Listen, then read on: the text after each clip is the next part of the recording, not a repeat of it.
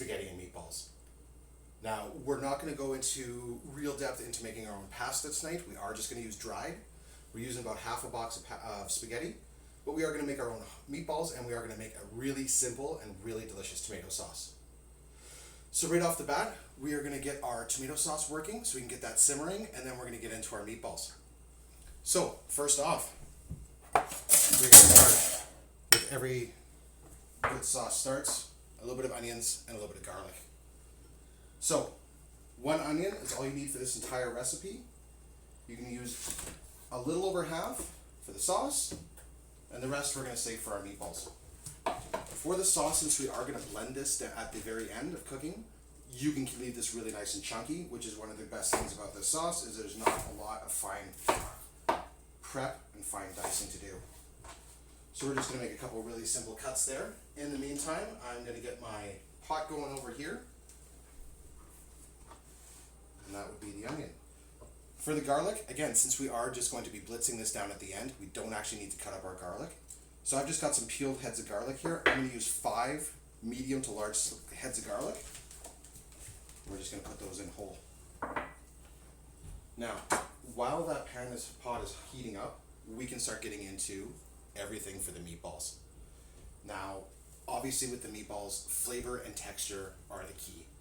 The sauce is important, but for me the meatballs are your star. That's what people pay the money for. So first of all, we're going to start by mincing up our garlic really nice and fine. So I've got the remaining 6 heads of garlic, again, fairly small size. And we are just going to give these a really quick press with the butt of our knife. Squish them down really nicely. I'm just going to make this just a little bit easier to cut. And then all you're going to do is you're just going to take your knife and very, very finely just cut your garlic. Now, I prefer this over a press or over using any kind of mechanical device to mince it. You're getting not necessarily a nicer product. I find it keeps a lot more of the flavor intact and just kind of keeps everything really forward, and you're obviously a little bit more connected to the actual product. And your fingers smell really, really, really tasty at the end of it. So I like to leave my garlic a little on the chunkier side for the meatballs, because I want to see it and I want to taste it in there. So we're just going to grab a bowl. We're going to grab that garlic. We're just going to pop it right in there in the bottom. So next up, we're going to take the other half of that onion. For this one, we're going to go a really quite fine dice. So you're going to take your knife and you're going to run channels down through your knife quite close together, because this is going to indicate the thickness of your dice. So since we want really, really fine diced onions that are going to kind of disappear into our meatballs a little bit, we're going to go pretty fine. Now, I will always take my knife right through the center, run it so it's almost near the end, pull it back out, and that'll just give a little bit more fineness to your dice. And then again, just top to bottom, really nice, smooth motion. Let your sharp knife do the work. We're just going to go all the way down that knife, all the way through that onion. I know this looks like a lot of onions, but ultimately it's not that much. And since we haven't added the onions to our sauce, the big pieces at the end, we can just add to our sauce pile. Now all those onions are really nice and finely diced. Again, we're just going to take these right in for our meatballs. So now that we've done that simple bit of prep, our pan should be hot enough to start our sauce.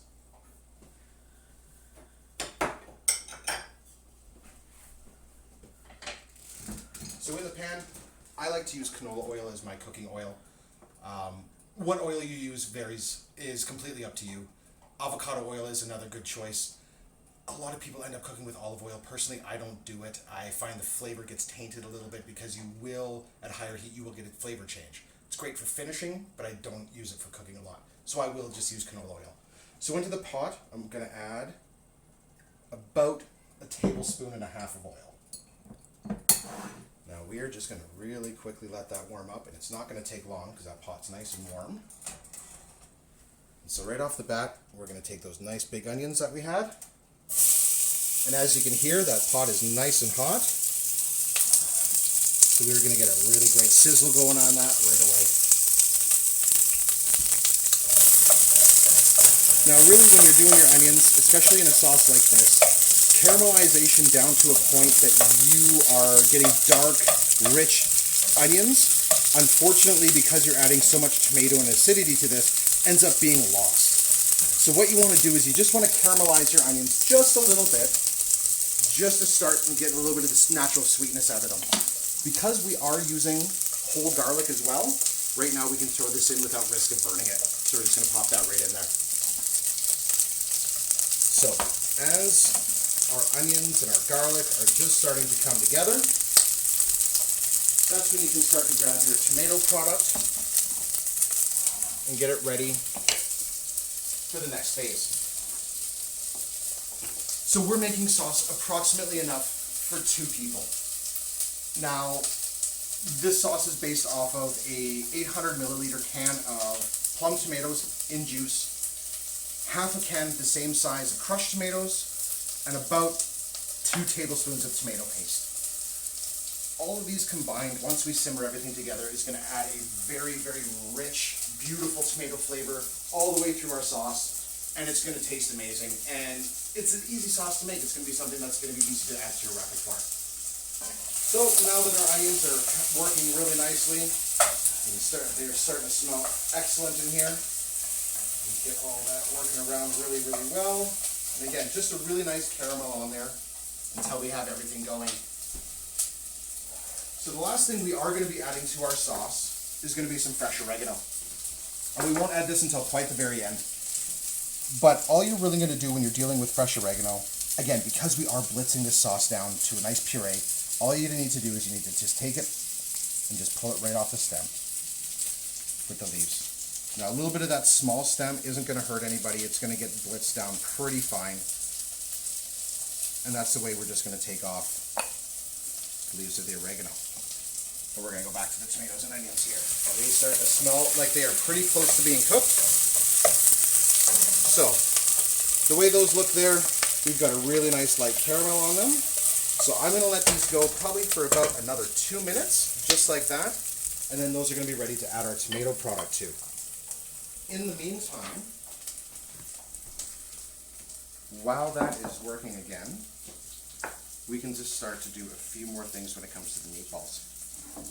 So for this meatball recipe, like I said, we are using about 500 grams of freshly ground beef,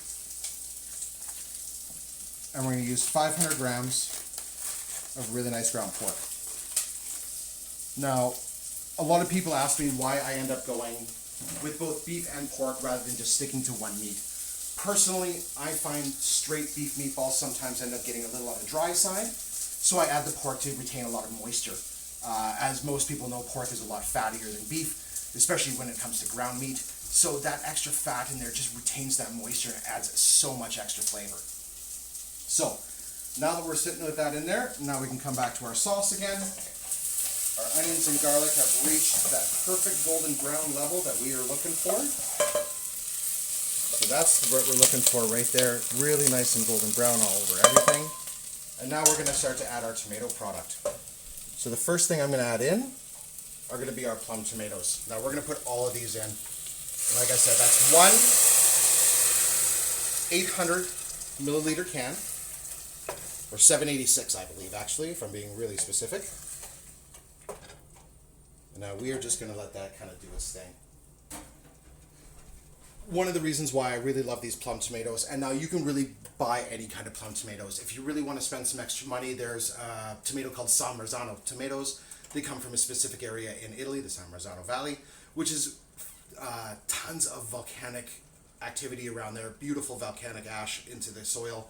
Makes for some of the most amazing tomatoes. They're actually world renowned and they're sought after, so they do end up being quite a bit pricey, but you can get them in can form.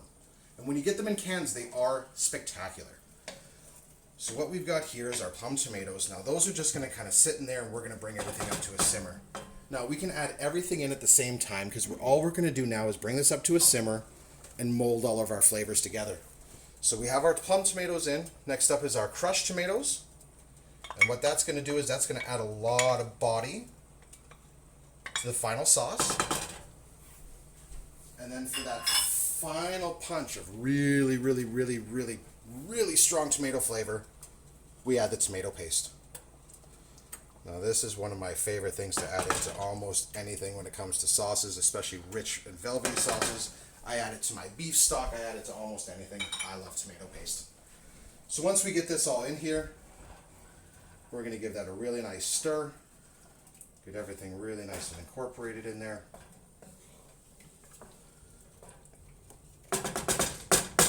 And we're just going to let that start to come up to temperature.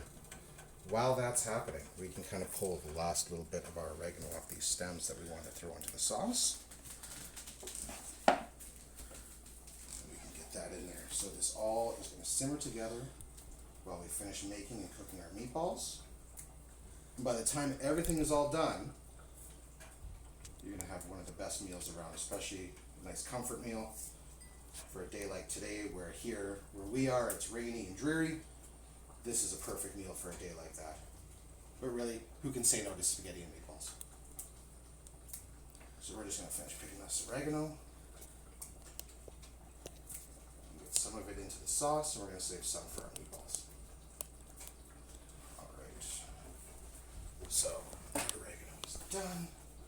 Now, I'm going to take about half of this oregano, and we're going to put that right into the sauce. At this point in time, we're going to add some salt and pepper.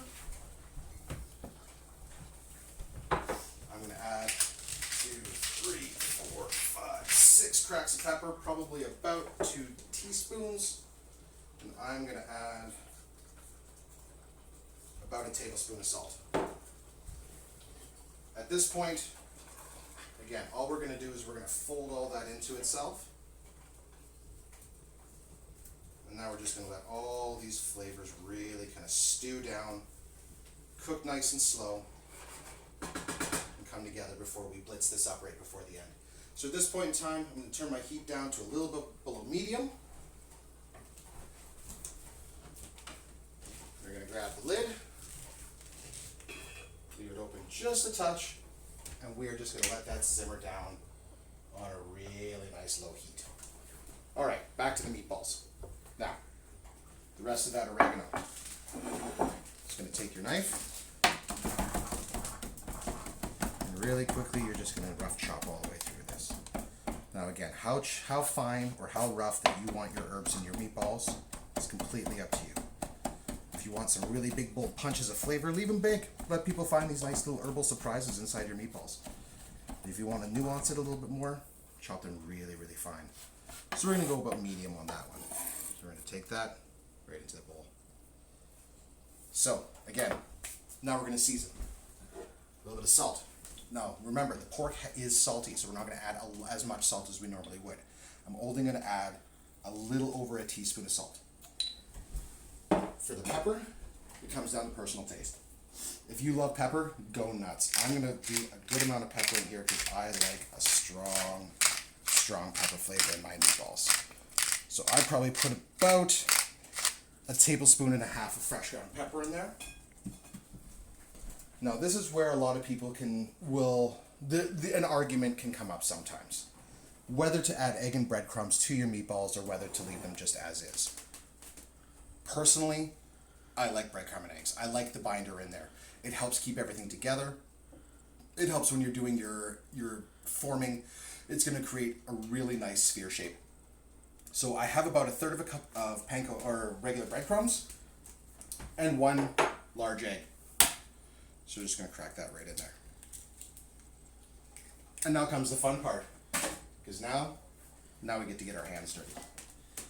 And I'm always going to say use your hands. When it comes to meatballs, your hands are your best friend. They will let you feel the texture. They will let you understand if you've got enough binder in there. So this is when we're going to just get right in there. So here we go. My hands are nice and clean, and we're just going to get right in there. Oh yeah. Now the key is to obviously make sure your bowl is big enough. Mine should have been maybe a little bit bigger. fold everything from the bottom over to the top and really squeeze in there. Really get the egg and the breadcrumb, and really get the onions and the garlic and everything really kind of mashed around. The more you move this around and the more you get your hands in there, the more you are going to blend these flavors together. It is, oh my goodness, if you could smell this, holy crow. As soon as they invent smell-o-vision, you guys are done, because this is incredible. So we're just going to keep mixing around and mixing around and mixing around. Now, finally, when you feel you're done mixing, I like to form it into a little bit of a bowl in the center. I'll take a piece approximately the size of the meatball I want to make, and I usually make mine about that big.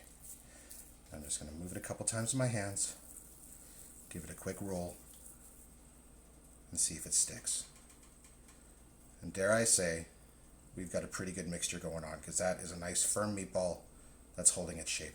So, at this point in time, we are just going to roll our balls. Now again, size, up to you.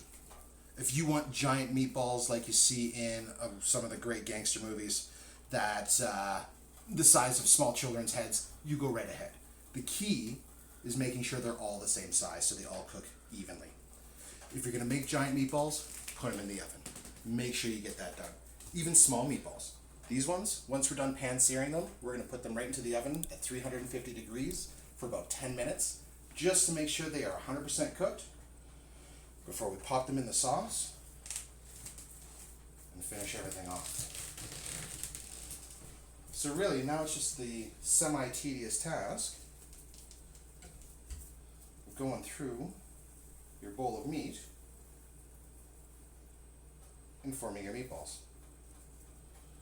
Now, there was actually a point in time where I worked in a restaurant in Saskatoon where we had a meatball dish on the menu. And it was very popular. We went through a lot of them. And I ended up making probably about 120 to 140 meatballs every night. And there was one day when I was back in the prep hall and I was making meatballs, and the owner of the restaurant happened to walk by, and she looked at me and she saw me rolling the meatballs the way I am today. And she legitimately looked at me and she went, "Hold on, you're telling me you do every single one of those by hand?" I said, "Yeah, absolutely." She's like, "Holy crow, I thought we had a machine to do that. They looked so good." It's not punching my own clock there at all, but once you do these a couple 100,000 times, you get pretty good at rolling a nice sphere. So as you can see, we're making progress. Again, this isn't the quickest process, but it's absolutely worth the time in. So as we keep making these, again, consistency and the same size. That's the most important thing that we can do with these meatballs right now.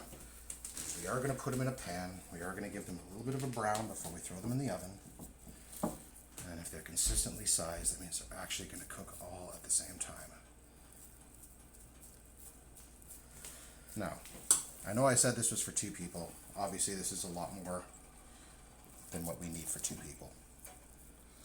So I'm probably going to make another 4 meatballs here, and then we're going to get started on the cooking. So, the nice thing about this mixture is that you can use it for almost anything. This will make a really great burger patty. This is great in a breakfast hash. You can just turn it, you can add a little bit of different flavor profiles to it, and you can actually make a nice little breakfast sausage patty out of this. It's really nice and versatile. You can even just cook this down and turn it into a meat sauce and make lasagna out of it if you really wanted to. So really, this recipe is insanely versatile, and there's a lot of flavor packed into these little morsels. So once I'm going to finish up this last ball right here, I'm just going to put the rest of this to the side. I'm just going to wash my hands up, because obviously we want to make sure no cross-contamination.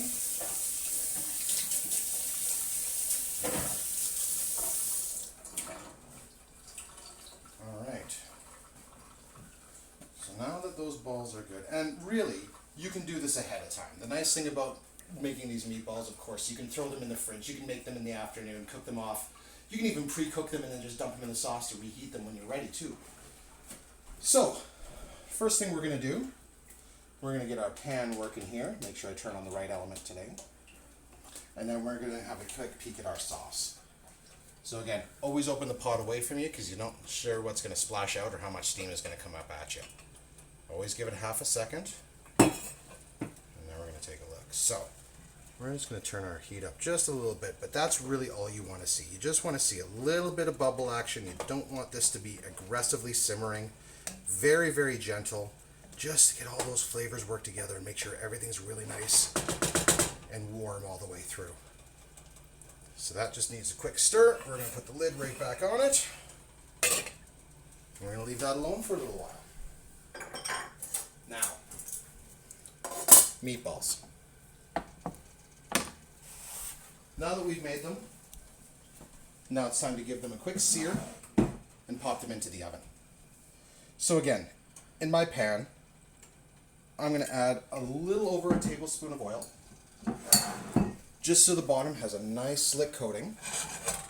Because again, we do have that pork, which is going to render out a little bit of fat. Even though our beef is very, very lean, the pork does have a decent fat content. Now I have my oven set to 350 degrees, and this pan is rated to that 350 degrees. I would definitely recommend, if you are going to do this, it's so easy if you have a pan that's rated for your oven, to just simply take it off your element right into the oven, because it's only going to need about 10 minutes in the oven to finish. If not, obviously take them off into a baking sheet, into the oven, 350, about 10 minutes before they should be ready to go. Once you think they're ready to go, give them a crack open, give them a quick little take a look, but we'll get there in a few minutes. So we are just getting this nice and warm. Just going to double check my sauce again. Yeah, we are bubbling nicely. Okay. So as this pan comes up to temperature, just give everything a quick wipe down, stay ahead of yourself. All right.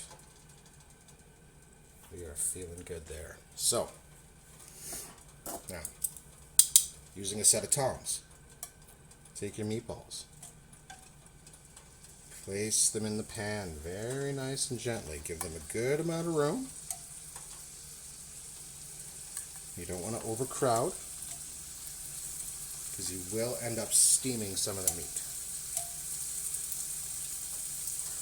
So we are just going to drop these guys all the way around and all the way through the center, and get these guys browned off before we chuck them in the oven.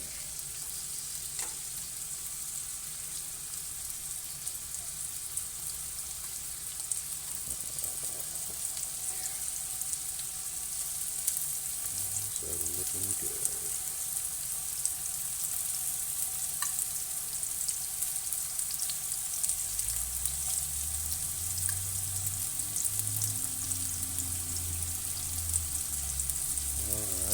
Now that we have those meatballs in the pan, now all we're going to do is we are just going to let them hang out there, and we are just going to brown each of the sides as much as we can, just to get a really nice crispy coating. And then again, we're just going to throw them in the oven just to finish.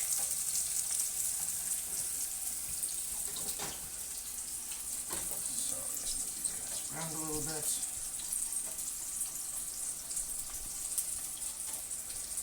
So this is the fun part, you know, when you just get to hang out. This is when you start drinking a little bit and probably have a few too many. Hopefully you don't forget about the meatballs in the oven after you have a couple too many glasses of wine. But, you know, it'll happen.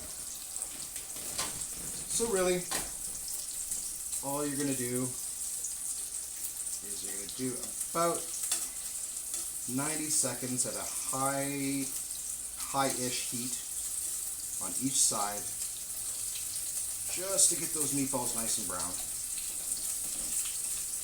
because it's going to add a lot of stability if you decide to pop them in your sauce. Today we're not going to bother, but you absolutely can if you want. Look at that nice caramelization on the top of that.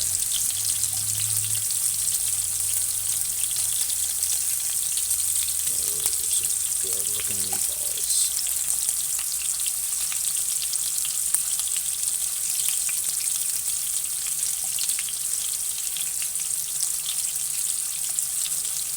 Again, pretty much just want about 90 seconds all over those. Again, just so we're getting everything cooked all the way on the outside, so then we can finish them on the inside without having to worry about getting that crust.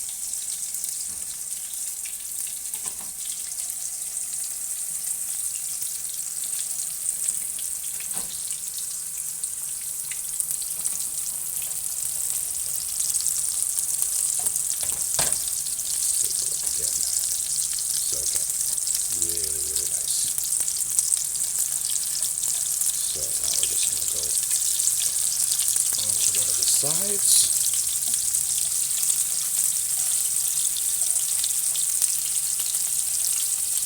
Like so.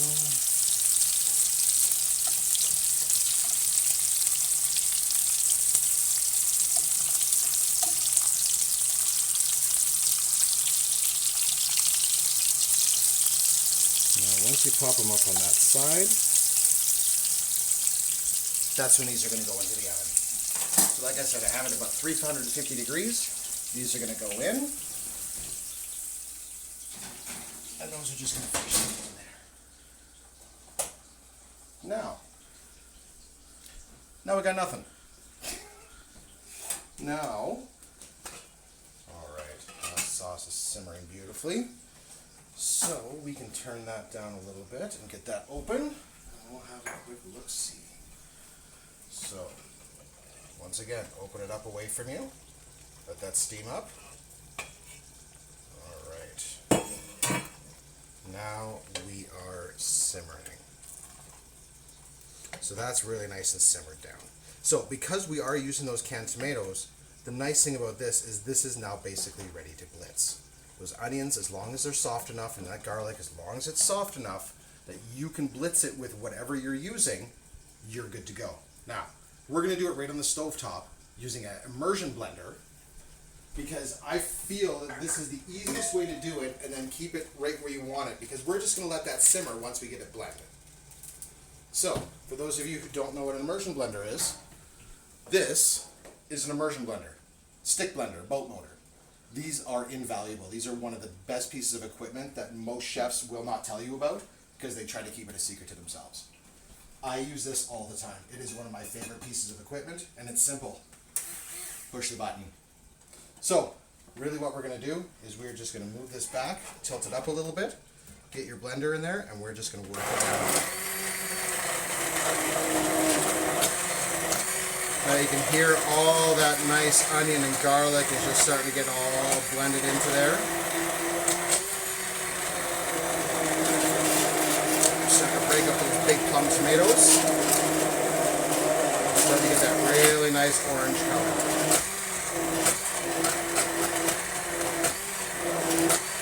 Now again, when it comes to your tomato sauce, how thick you want it is completely up to you. What I like about this is you can jump right on top of those individual tomatoes. You can get them really nice and blitzed down. Make sure you get as little chunks as you want if you want it really smooth. Or again, you can leave it a little bit chunkier if you want it home style. Personally, I like to bring it somewhere right in the middle. So I'm going to leave it right there. So again, what I love about these guys is you can pull that bottom part off, and that can go in the dishwasher, so it's fantastic. So what we have now is a slightly chunky but nicely incorporated tomato sauce. Look at the texture of that. The body on there is absolutely beautiful. So now all we are going to do, we are going to let that simmer. Again, just to incorporate those flavors a little bit more. And actually, before we close that up, let's have a quick taste, just to see where we're at on the flavor scale. See if it needs anything before we close it up.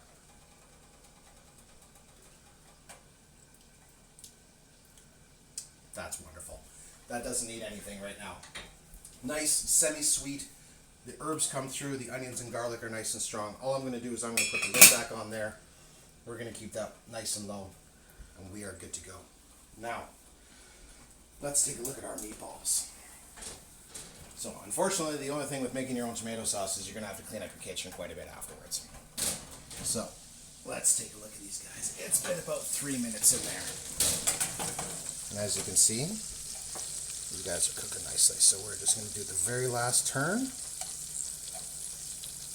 flip over at the very end here.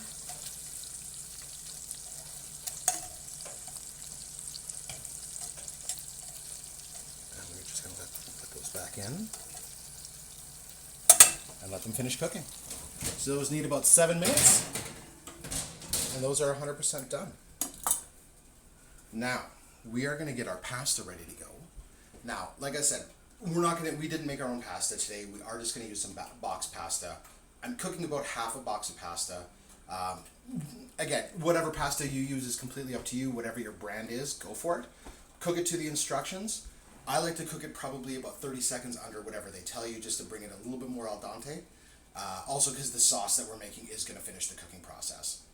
So we're going to grab our pasta here, which I have in my fancy little mason cup. And we've got our water up to a boil. Again, opening that pot lid away from us.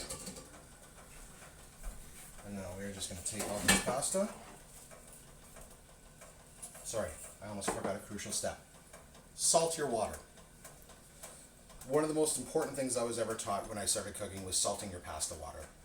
I worked for an Italian chef a long time ago who basically said, make the water taste like the ocean, because his mom used to actually go down to the ocean and get their water for pasta. So they never had to add salt, but that was the flavor that he was going for. So I've got probably about 3 liters of water on the boil here. I'm going to add a solid tablespoon and about a half. Now once we bring this back up to a nice rolling boil, after we add our salt, which will only take a second, we'll drop our pasta in.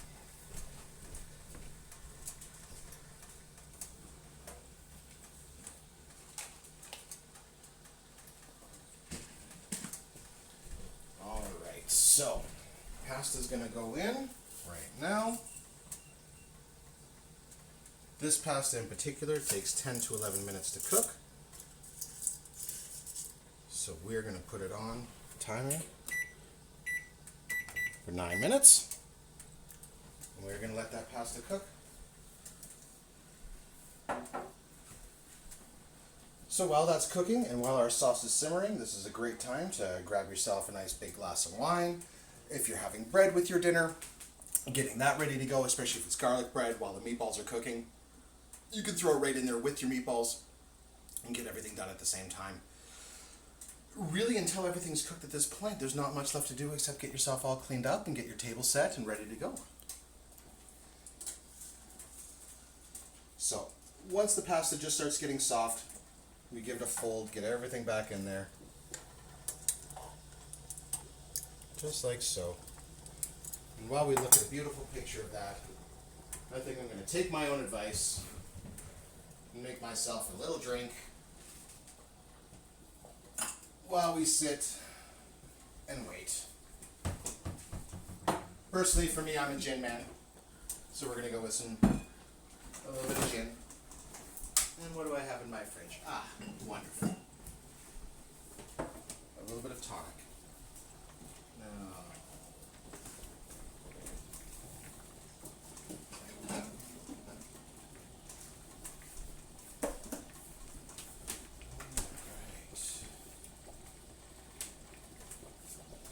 so, best bottle opener ever.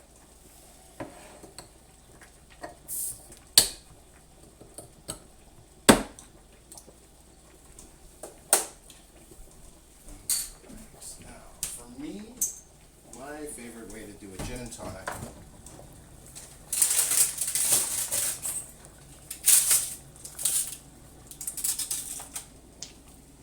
a couple of cubes of ice, a generous helping of your favorite gin,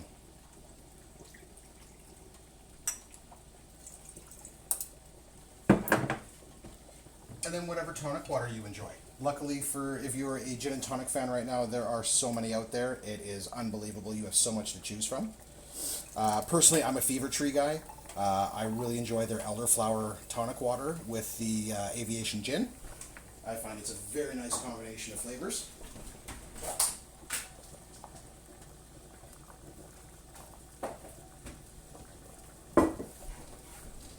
Alright, so now while you wait, you get to have a drink. So cheers everybody. Thank you for joining us. Everything that you're seeing here tonight, you will be able to find in the next day or two up on our YouTube page. If you haven't gone there, please go check it out. You can just search Uncensored Chef on YouTube. We're trying to put a bunch of stuff up there on a weekly basis. So cheers everybody.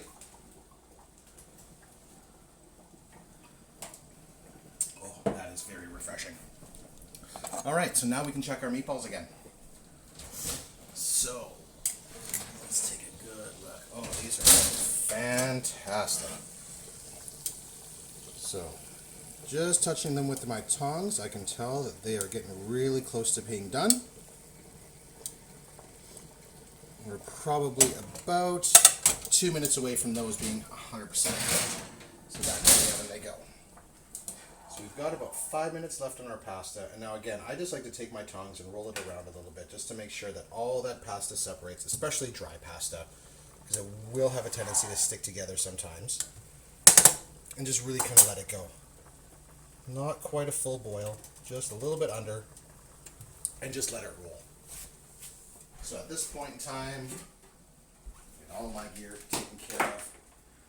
Get the colander out, get ready to strain everything. And basically, once that's all done, we pull those meatballs out, we can plate everything up, and you are ready to go.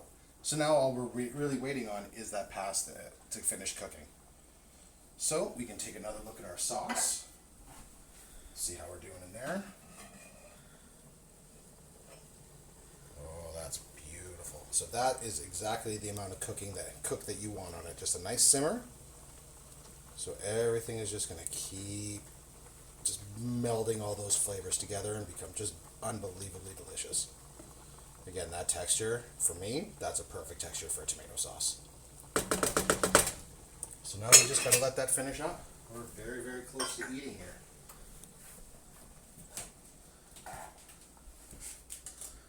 So, I'm one of those people who really likes to check the pasta. You can kind of feel it. You're not even close. You just let it keep going.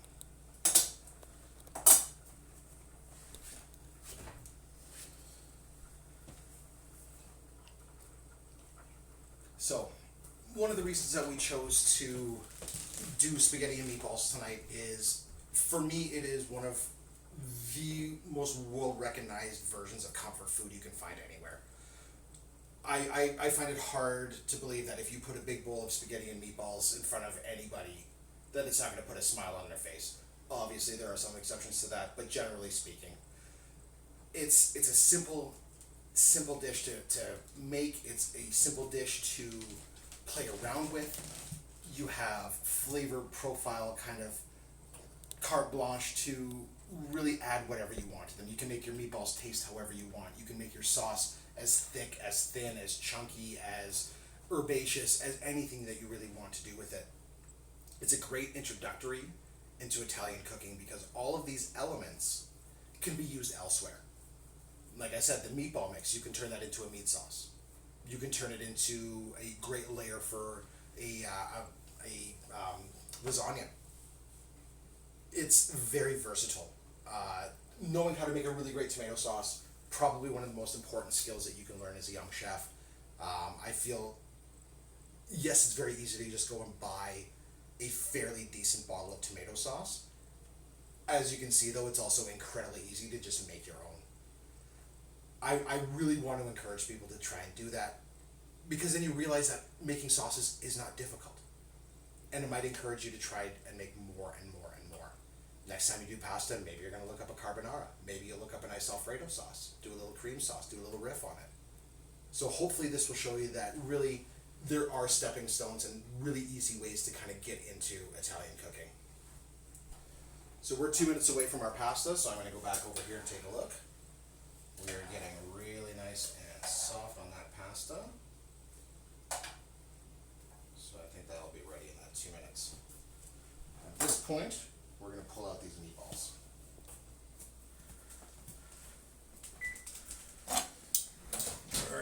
pull these bad boys out of here.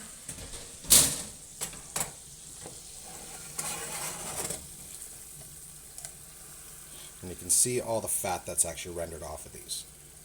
So that's another wonderful part about this cooking process, is you get rid of some of that fat. So before we plate them up, we'll end up draining off some of that excess fat on the bottom. But really, fat equals flavor. Don't be afraid of fat. Just try not to plate too much of it on the plate at one time.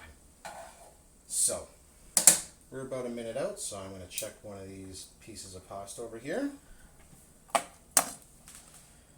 So a really simple way to check, especially dried pasta, is to simply break it open, and you can actually see the white on the inside that's still doughy. Now, if you see a little bit of white on the inside, you got about 2 minutes of cooking left. At this point, I'll give it a quick taste.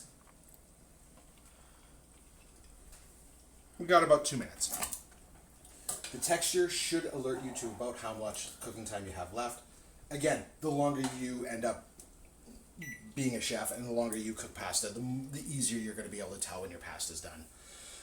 The old wives' tale of throwing a piece of spaghetti against the wall, that doesn't actually mean anything.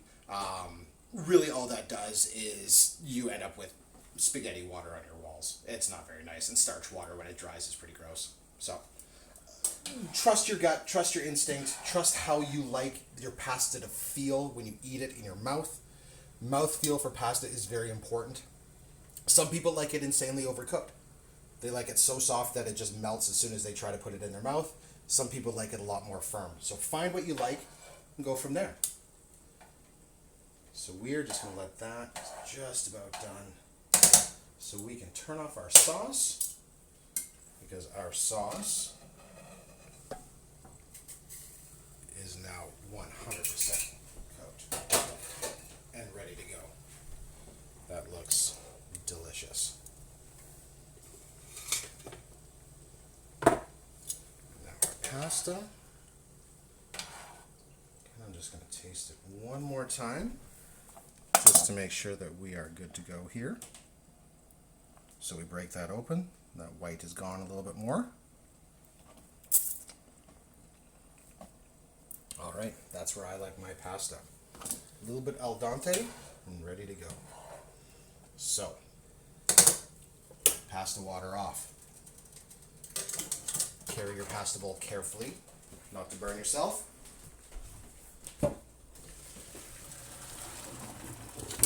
Strain your pasta out nicely. Try and get as much of that water out as you can. Because what I will do is, just at the very end, I'll take some decent olive oil. And again, I'll put about 2 tablespoons in the bottom of the pot. And we're going to add the pasta back in. And we're just going to give that a mix around with that olive oil. Now that's going to pick up all that nice flavor, and it's also going to keep your strands individual. So if you don't end up eating all this pasta, it's not going to clump together quite as much. All right, so now we can plate this. So we're going to do this family style again, just like the last time. So I've got a really nice big bowl here. So we are going to take our pasta. Now, the fancy way is to get it all spun. But you know what? We're not fancy. We're just going to put it all in the bowl. Pasta in the bowl. Now for me, I like layers of flavor. I'm going to put a couple cracks of fresh pepper in here. After the fresh pepper, I have some shaved parm. And again, I'm just going to take a little bit of that. I'm just going to put it on the pasta. Oh, that pepper smells so good in there. Now, we're going to take all those beautiful meatballs. And we're just going to drop these guys in here all over the place. Now again, don't be afraid of some of that fat. It's flavor. It's all the good stuff that you had in that meatball. It's all the salts and all the pepper and all the oregano and all that beautiful pork fat. So tasty. So we're gonna go hog wild. We're gonna put all those meatballs in there. And then bring over our tomato sauce. And using a ladle, we're just gonna go all the way over.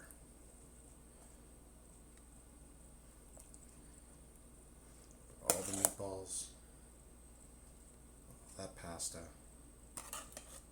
Not too much though, because you don't want to saturate it. So that'll use about half of your sauce.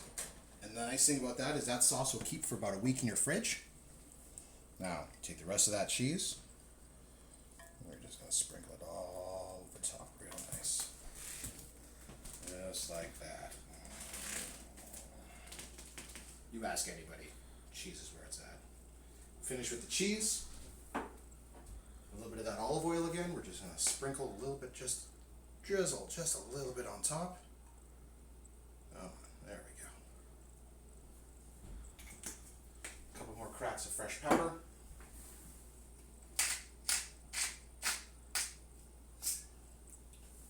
And that is my version of spaghetti and meatballs. I hope you guys had a good time. I know I did. I hope you learned something. I hope you guys give this a try. Again, in a couple of days, this will be up on the YouTube page. Please go check it out. I'm Scott, the Uncensored Chef. That was Spaghetti and Meatballs. Thank you for joining me. I hope you have a great night. We'll see you again next Thursday.